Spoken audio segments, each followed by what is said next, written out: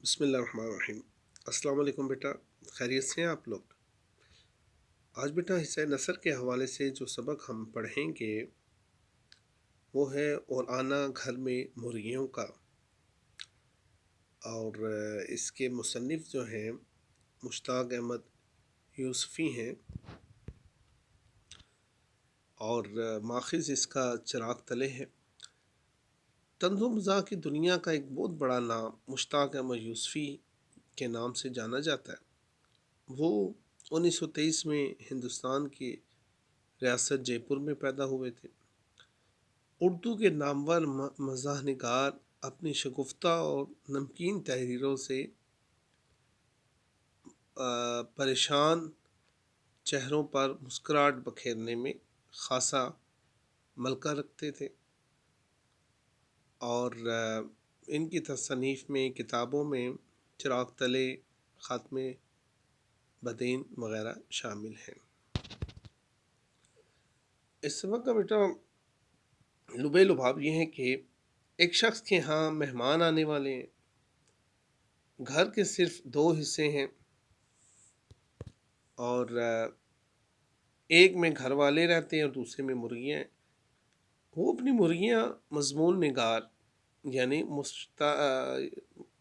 مشتاق احمد یوسفی صاحب کو دینا چاہتا ہے، اور مرغیوں کی اس آمد کے بارے میں مضمون نگار یعنی مصنف کا دوست مزاحیہ انداز میں کچھ سنجیدہ حقائق کی تفصیلات پیش کرتا ہے، اور کہتا ہے کہ مرغیوں کا مقام دو ہی جگہ پر ہوتا ہے، یعنی مرغیاں دو جگہ ہونی چاہیے، یا پیٹ میں یا پلیٹ میں۔ دعوتوں میں بے رحمی سے قربان کر دیا جاتا ہے مرغیوں کو۔ انڈوں سے بھی بڑا کچھ تیار ہوتا ہے۔ انڈے گندے ہو کر بھی قیمتی ہوتے ہیں، کیونکہ سیاسی جلسوں میں یا سیاسی لیڈران کے کام آتے ہیں۔ اور مزید ان کے دوست کہتے ہیں یہ نسل مرغیوں کی ایسی مٹائی نہیں مٹتی، یعنی ختم نہیں ہوتی۔ ایک مرغی کتنے انڈے دیتی ہے؟ کم و بیش 250 انڈے سالانہ، اور پھر انڈوں سے چوزے اور پھر رزق خود تلاش کرتی ہے۔ اس بحث کے بعد مرغیاں مصنف کے گھر آ جاتی ہیں تو اسے تجربہ ہوتا ہے کہ وہ دیگر جانوروں کی طرح پالنے سے مانوس نہیں ہوتی ہیں۔ وہ سوچتا ہے اور کہتا ہے کہ مرغ صبح کے وقت اذان دیتا ہے، جبکہ وہی وقت اس کے سونے کا ہوتا ہے۔ کہتے ہیں مرغ اذان نہ دے تو صبح نہیں ہوتی۔ شاید اسی لیے ایک خواہشان لوگ الارم والی گھڑی کے بجائے مرغ پال لیتے ہیں، تاکہ مرغ جو ہے وہ اذان دے گا اور ان کی آنکھ کھل جائے گی، اور یوں گھڑی کے پیسے بھی ضائع نہیں ہوں گے۔ مرغ کی اذان اس کی جسامت سے کم از کم 100 گنا زیادہ ہوتی ہے۔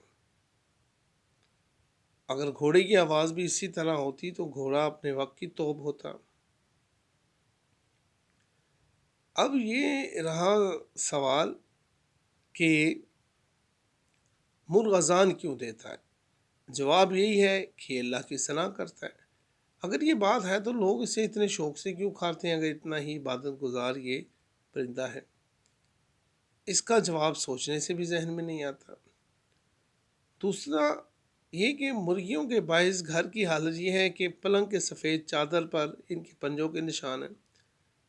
بیوی سے لڑائی جھگڑا بھی اس حوالے سے رہتا ہے۔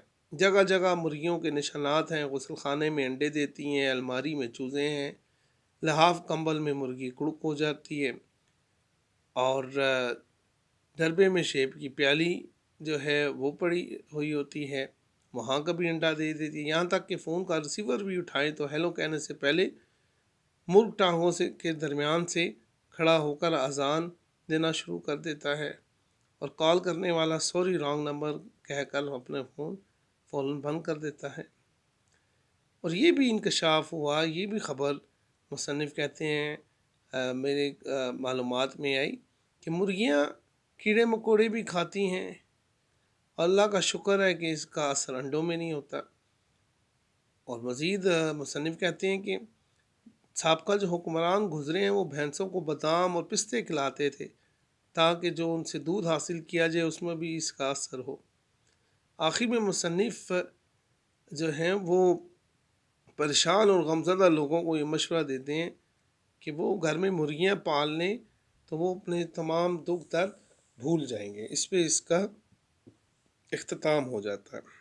ٹھیک ہے بیٹا، یہ کہانی ہے، کہانی کے انداز میں بتایا تاکہ آپ کے ذہن میں یہ رہے۔ اور یہ بیٹا آخری تھا سبق آپ کا حسین نثر کے حوالے سے، تو تیاری ساتھ ساتھ کرتے جائیے۔ اللہ آپ کو کامیاب کرے۔ اللہ حافظ۔